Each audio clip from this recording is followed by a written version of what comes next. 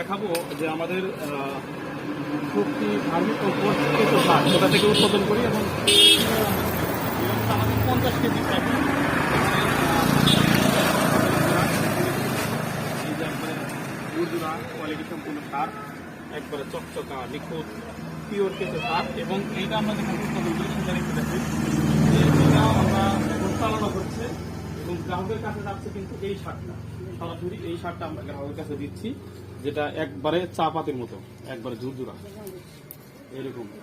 এবং যেটা কিছু হালকা যে দানাগুলা থাকে এটাও কেঁচো সার, কিন্তু সেই দানাগুলা আমরা আবার কেঁচোকে খাওয়াই, যেখান থেকে খাওয়াই সেখানে আবার দেখে আপনাদের সরাসরি